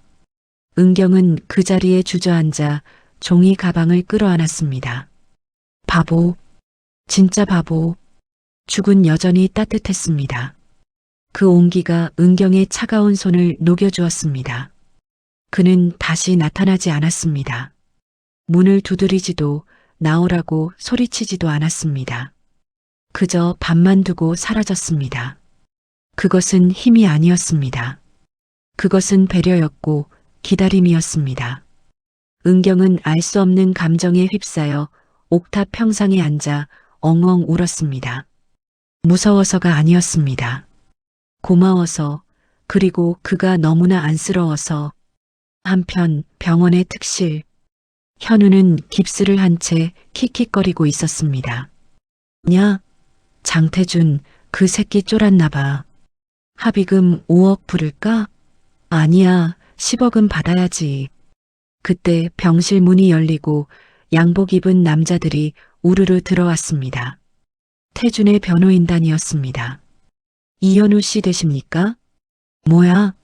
당신들 합의하러 왔어? 아니요. 통보하러 왔습니다. 변호사가 서류 뭉치를 침대 위에 던졌습니다. 특수 협박, 납치강금 미수, 불법 사채업, 탈세. 혐의가 총 15가지네요. 합의는 없습니다. 검찰 측에서 구속영장 청구할 거고요. 최소 징역 20년 예상하시면 됩니다. 내가 누군지 알아? 나 윤미선 사모님이랑. 아, 윤미선 사모님? 그분도 지금 바쁘실 텐데. 횡령 혐의로 내부 감사 중이시거든요. 변호사가 차갑게 웃었습니다. 우리 회장님이 전화랍니다. 내 아내 눈에 눈물 나게 한 놈은 피눈물로도 모자르다고. 현우의 얼굴이 사색이 되었습니다. 그는 깨달았습니다. 자신이 건드린 것은 단순한 고자가 아니라 발톱을 숨기고 있던 거대한 용이었다는 것을. 하지만 이미 늦었습니다. 태준의 복수는 주먹보다 더 잔인하고 차가운 방식으로 시작되고 있었습니다. 멀리 언덕 위에서 태준의 차가 은경의 옥탑방을 내려다보고 있었습니다. 옥탑방에 불이 켜지는 것을 확인한 태주는 그제야 깊은 숨을 내쉬었습니다. 김 기사 가자. 회장님, 얼굴이라도 보고 가시지 그러십니까? 아니, 아직은 아니야. 지금 내 얼굴을 보면 또 무서워할 테니까. 태주는 자신의 손을 내려다보았습니다. 아직도 그날의 피냄새가 나는 것 같았습니다. 기다릴 거야. 그녀가 내 힘을 무서워하지 않을 때까지. 내가 괴물이 아니라 그녀를 지키는 파수꾼이라는 걸 알아줄 때까지. 차가 어둠 속으로 미끄러져 들어갔습니다. 거짓말의 대가는 혹독했지만 그 대가를 치르며 태주는 비로소 진짜 사랑하는 법을 배우기 시작했습니다. 힘을 과시하는 것이 아니라 힘을 숨기고 묵묵히 지켜주는 것. 그것이 세상에서 제일 안전한 남자가 되는 유일한 길임을. 장상그룹 본사 대회의실. 거대한 원형 테이블을 둘러싸고 수십 명의 이사진이 숨을 죽이고 있었습니다. 그 숨막히는 정적의 한가운데 윤미선이 파랗게 질린 얼굴로 서 있었습니다. 이게 다 무슨 소리야? 횡령이라니, 비자금이라니? 윤미선이 서류 뭉치를 집어던지며 악을 썼습니다. 평소의 우아함은 온데간데 없고 도끼만 남은 마녀의 형상이었습니다. 증거는 명백합니다. 윤미선 이사님. 테이블 상석 회장석에 앉은 태준이 차분하게 입을 열었습니다. 그의 앞에는 산더미 같은 증거 자료들이 쌓여 있었습니다. 페이퍼 컴퍼니를 통한 자금 세탁, 미술품 강매, 그리고 결정적으로 며느리 서은경을 해치기 위해 이현우에게 건넨 10억 원의 출처까지. 내가 감히 나를 뒷조사해? 10년 동안 병신 노릇하면서 내 뒤통수 칠 준비를 하고 있었어. 윤미선이 태준을 향해 손가락질했습니다. 태준은 조금의 동요도 없이 서늘한 눈빛으로 그녀를 응시했습니다. 어머니가 가르쳐 주셨지 않습니까? 약한 자는 먹히고 강한 자가 살아남는다고. 저는 그저 살아남기 위해 발톱을 숨기고 있었을 뿐입니다. 태준이 손짓하자 대기하고 있던 검찰 수사관들이 회의실로 들이닥쳤습니다. 윤미선 씨, 특정 경제범죄 가중처벌 등에 관한 법률 위반 및 살인 교사 미수 혐의로 체포합니다. 철컥 마이너스. 수갑이 윤미선의 손목에 채워졌습니다. 그 차가운 쇠소리가 그녀의 몰락을 알리는 종소리 같았습니다. 이거 내가 누군지 알아? 태준이, 너가 이러고도 무사할 것 같아? 내 아들 재민이가 가만히 있지 않을 거야. 윤미선이 끌려나가며 고래고래 소리를 질렀습니다. 하지만 문가에 서 있던 장재민 부사장은 고개를 푹 숙인 채 어머니의 시선을 피하고 있었습니다. 이미 태준이 재민의 비리 장부까지 쥐고 있다는 걸 알았기 때문입니다. 회의실 문이 닫히고 다시 정적이 찾아왔습니다. 태준은 피곤한 듯 눈을 감았습니다. 10년의 복수가 끝났습니다. 속이 시원할 줄 알았는데 가슴 한구석이 텅 빈 것처럼 공허했습니다. 이 승리의 자리에 가장 보여주고 싶은 사람인 은경이 없었기 때문입니다. 당신을 괴롭히던 사람들은 이제 다 사라졌어. 하지만 당신도 사라졌지. 태주는 텅 빈 옆자리를 바라보며 씁쓸하게 웃었습니다. 이것은 상처뿐인 영광이었습니다. 일주일이 지났습니다. 은경의 옥탑방 생활은 묘하게 편안해졌습니다. 고장났던 현관문 도어락이 최신형으로 바뀌었고 가파른 계단에는 미끄럼 방지 패드가 붙었습니다. 밤길이 무서웠던 골목에는 태양광 가로등이 새로 설치되었습니다. 동네 사람들은 구청장이 일을 잘하네라고 칭찬했지만 은경은 알았습니다. 이 모든 것이 한 남자의 소행이라는 것을. 그는 나타나지 않았습니다. 다시는 힘 안 쓰겠다던 약속을 지키기 위해 그는 철저히 자신의 존재를 지우고 그림자가 되었습니다. 그 침묵과 배려가 오히려 은경의 마음을 더 크게 두드리고 있었습니다. 비가 추적추적 내리는 밤이었습니다. 은경은 일을 마치고 우산을 쓴 채 집으로 돌아오고 있었습니다. 골목길 가로등 아래 익숙한 차가 서 있었습니다. 일주일 내내 그 자리를 지키고 있는 검은색 세단. 은경은 발걸음을 멈췄습니다. 바보, 등신, 천치. 은경의 눈시울이 뜨거워졌습니다. 그는 재벌 회장입니다. 따뜻한 집에서 다리를 뻗고 잘 수 있는 사람입니다. 그런데 왜 이 추운 날 차 안에서 노숙자처럼 궁상을 떨고 있는 걸까요? 오직 하나 겁쟁이 같은 아내를 안심시키기 위해서입니다.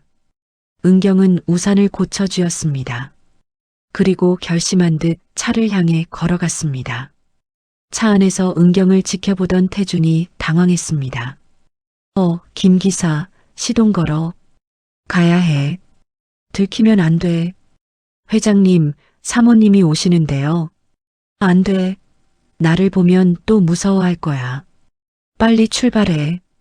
태준이 다급하게 외쳤지만 이미 늦었습니다. 은경이 차창 옆에 섰습니다. 똑똑, 똑똑. 은경이 창문을 두드렸습니다. 태준은 숨을 멈췄습니다. 또다시 그녀의 눈에서 공포를 보게 될까봐, 괴물이라는 소리를 듣게 될까봐 두려웠습니다. 똑똑. 노크 소리가 다시 들렸습니다. 태준은 떨리는 손으로 창문 버튼을 눌렀습니다. 지잉 마이너스. 유리가 내려가고 비에 젖은 은경의 얼굴이 드러났습니다. 은경 씨. 태준이 기어 들어가는 목소리로 불렀습니다. 은경은 아무 말 없이 태준을 내려다보았습니다. 태준의 무릎 위에는 먹다 남은 편의점 김밥이 놓여 있었고 그의 얼굴은 수염이 거뭇하게 자라 초췌했습니다. 천하의 장태준 회장이 사랑 때문에 이토록 망가져 있었습니다. 여기서 뭐해요? 은경의 목소리가 물기에 젖어 있었습니다. 그게 그냥 지나가는 길에. 태준이 말도 안 되는 변명을 하며 시선을 피했습니다. 미안해요. 놀라게 하려던 건 아니었어요. 지금 바로 갈게요. 다시는 눈에 안 띄게. 태준이 김 기사에게 눈짓을 하며 창문을 올리려 했습니다.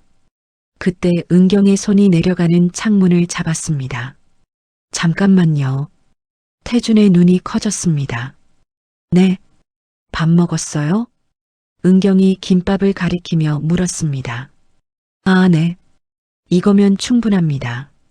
거짓말. 은경은 차문을 벌컥 열었습니다. 나와요. 우리 집 보일러 고쳐놨다면서요? 쌀도 사놓고 김치도 사놓고. 은경이 태준의 손목을 잡았습니다. 태준은 깜짝 놀라 몸을 움츠렸습니다. 자신의 손이 그녀에게 닿으면 그녀가 벌벌 떨까봐 겁이 났기 때문입니다. 하지만 은경은 태준의 손을 놓지 않았습니다. 오히려 꼭 깍지를 꼈습니다. 그녀의 손은 작고 거칠었지만 따뜻했습니다. 그 온기가 태준의 얼어붙은 심장으로 흘러들어왔습니다. 따뜻한 밥 해줄게요. 와서 먹고 가요. 은경이 태준을 잡아당겼습니다. 태준은 꿈을 꾸는 기분이었습니다. 그녀가 자신을 무서워하지 않습니다. 그녀가 자신을 이끌고 있습니다. 은경 씨, 나 안 무서워요? 태준이 조심스럽게 물었습니다. 은경은 빗속에서 잠시 멈춰섰습니다. 그리고 태준을 돌아보며 희미하게 웃었습니다. 무서워요. 아직은. 당신의 큰 손도 넓은 어깨도 가끔은 무서워요. 태준의 얼굴이 어두워지려던 찰나 은경이 말을 이었습니다. 근데 당신이 없는 게 더 무서워요. 쿵 마이너스. 태준의 가슴 속에서 무언가가 무너져 내리는 소리가 났습니다. 그것은 그동안 그를 가두고 있던 죄책감과 자기 혐오의 벽이었습니다. 당신이 안 보이면 밥을 먹어도 모래알 같고 잠을 자도 가위에 눌려요. 차라리 눈앞에 있어줘요. 내가 당신이 괴물이 아니라 내 남편이라는 걸 믿을 수 있게. 은경의 눈에서 눈물이 주르륵 흘러 빗물과 섞였습니다. 기다릴게요. 당신이 더 이상 무섭지 않을 때까지. 그리고 당신도 기다려줘요. 내가 당신 품에 안겨도 떨지 않을 때까지. 그것은 은경이 할 수 있는 최고의 고백이었습니다. 태주는 눈물이 차오르는 것을 참으며 고개를 끄덕였습니다. 네, 기다릴게요. 1000년이고 만년이고. 태주는 차에서 내렸습니다. 그리고 은경이 씌워주는 우산 속으로 들어갔습니다. 두 사람의 어깨가 닿았습니다. 태주는 팔을 들어 은경을 안고 싶었지만 꾹 참았습니다. 대신 주머니에 손을 넣고 그녀의 보폭에 맞춰 천천히 걸었습니다. 가로등 불빛 아래 두 사람의 그림자가 길게 늘어졌습니다. 두 그림자는 서로 닿을 듯 말 듯 아슬아슬한 거리를 유지하며 옥탑방 언덕길을 오르고 있었습니다. 힘으로 쟁취하는 사랑이 아닌 물러서 지켜주는 사랑. 상처 입은 두 영혼이 서로의 온기를 확인하며 아주 천천히 조심스럽게 하나가 되어가는 과정. 그것은 세상에서 가장 느리지만 가장 단단한 기다림의 미학이었습니다. 서울의 달동네 옥탑방. 평소라면 썰렁했을 그 작은 방에 요즘 들어 계란 볶는 냄새가 진동하고 있었습니다. 아, 회장님. 콩나물은 머리를 따야지 꼬리를 따면 어떡해요? 아, 그렇습니까? 죄송합니다. 제가 콩나물 다듬는 건 처음이라. 제게 서열 5위 장상그룹 장태준 회장이 쪼그리고 앉아 콩나물을 다듬고 있었습니다. 몇백만 원짜리 슈트 대신 시장표 몸빼 바지를 입고요. 그 꼴이 제법 엉성하면서도 진지에 웃음이 나올 지경이었습니다. 아이고, 이 곰손아. 내가 할 테니까. 은경이 태준의 손에서 콩나물 바구니를 빼앗으려 했습니다. 하지만 태준은 바구니를 꼭 쥔 채 고개를 저었습니다. 아닙니다. 제가 하겠습니다.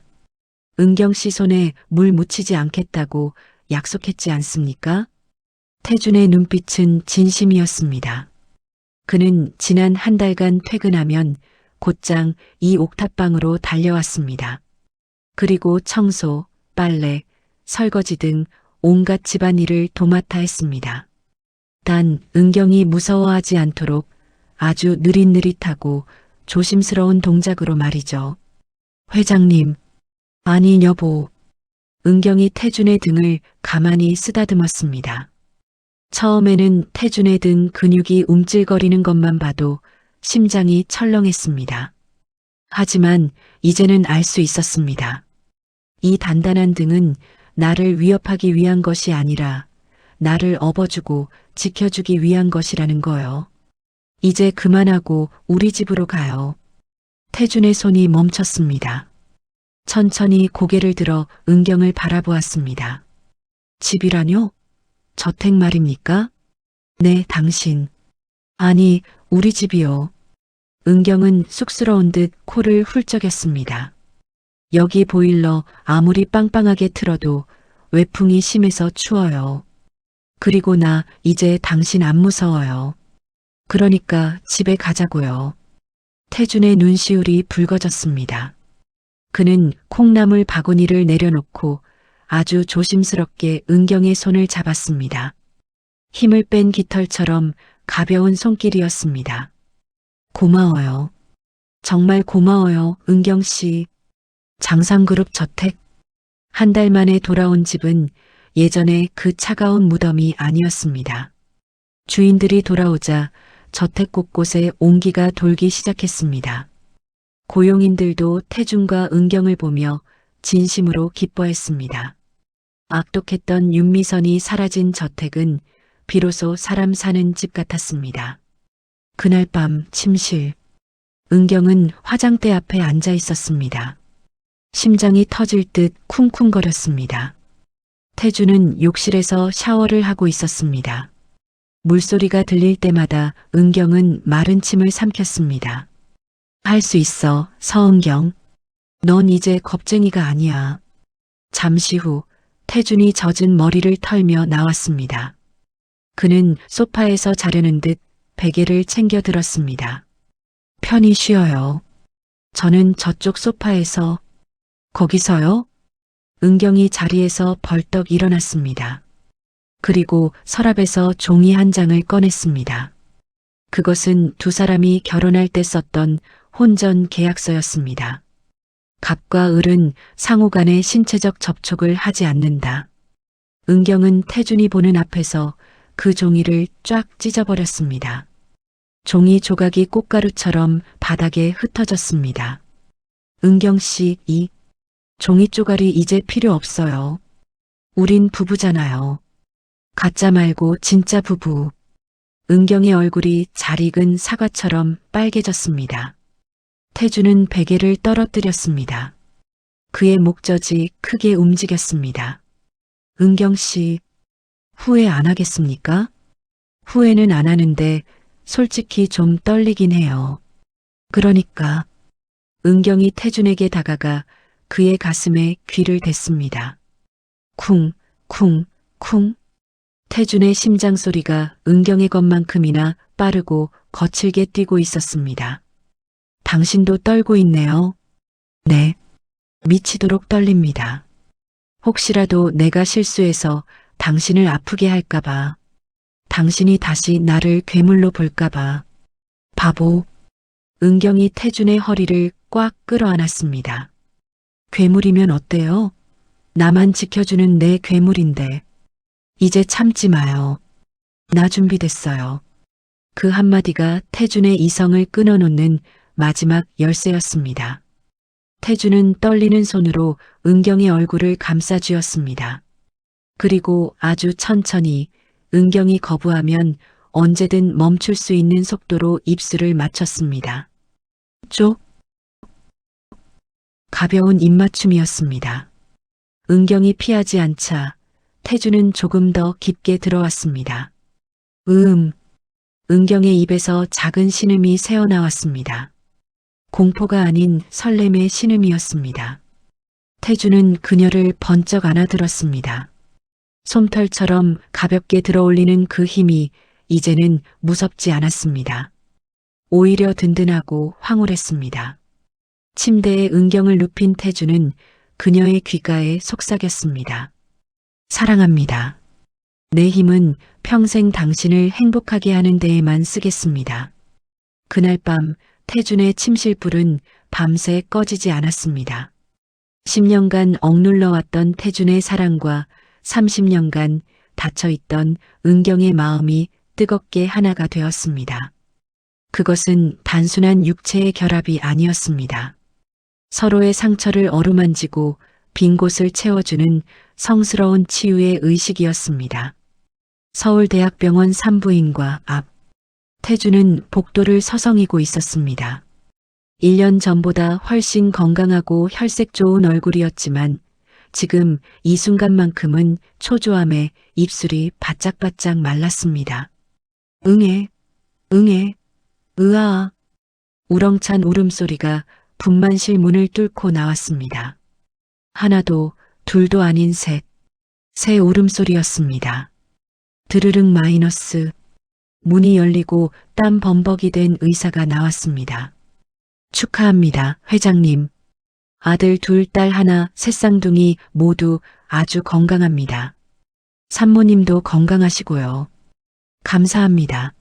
정말 감사합니다. 태준은 의사의 손을 잡고 흔들었습니다.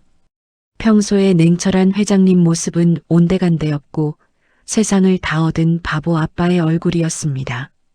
병실로 옮겨진 은경은 갓 태어난 새 아이에게 둘러싸여 있었습니다. 비록 몸은 엉망이었지만 그녀의 얼굴에서는 성모 마리아 같은 광채가 뿜어져 나왔습니다. 여보. 태준이 다가와 은경의 이마에 입을 맞췄습니다. 고생했어요. 정말 고마워요.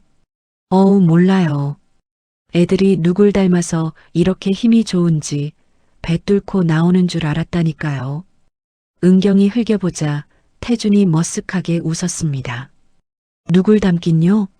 천하장사 엄마 닮았겠죠. 어머, 지금 나더러 힘만 세다고 놀리는 거예요? 아니요. 당신이 나보다 훨씬 강하잖아요. 그 무서운 트라우마도 이겨내고 나 같은 놈도 사람 만들어주고 당신은 세상에서 제일 강한 여자입니다.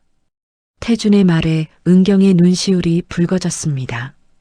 당신은 세상에서 제일 안전한 남자고요. 두 사람은 서로를 바라보며 웃음을 터뜨렸습니다. 그 웃음소리에 맞춰 새쌍둥이도 덩달아 까르르 웃는 듯 했습니다. 그때 TV 뉴스에서 교도소에 수감 중인 윤미선의 소식이 흘러나왔습니다. 뉴스 윤미선 전 이사, 옥중에서 장 회장의 등남 소식 듣고 실신. 응급실로 이송. 은경이 혀를 찼습니다. 즉, 배 아파서 쓰러졌나 보네. 꺼봐요. 내가 복수는 건강하게 잘 사는 걸로 갚아주는 거라고 했죠?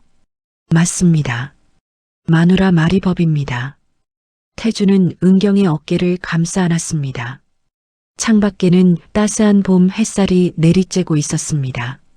지난 겨울의 매서운 추위와 폭풍우는 온데간데 없고 눈부신 새 생명과 희망만이 가득했습니다. 여러분, 인생 참 알다가도 모르겠습니다.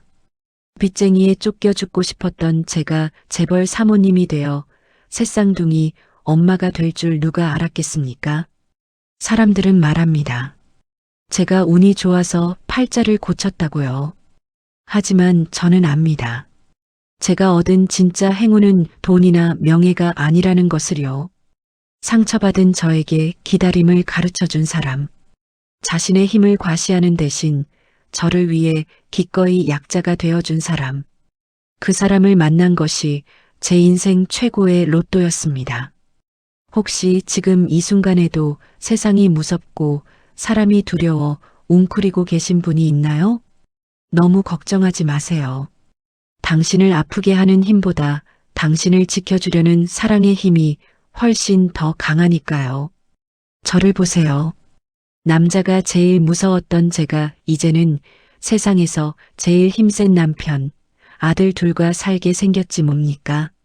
아, 물론 딸내미까지 합치면 제가 대장 먹겠지만요. 거짓말로 시작된 계약이었지만 진심으로 완성된 사랑이었습니다. 힘을 숨기고 살아야 했던 남자와 힘이 무서워 떨어야 했던 여자. 그 두 사람이 서로의 상처를 치유하며 진짜 부부가 되기까지의 이야기. 저는 고자입니다. 10억 줄 테니 결혼합시다. 감사합니다. 구독과 좋아요는 큰 힘이 됩니다. 다음 이야기도 기대해 주세요.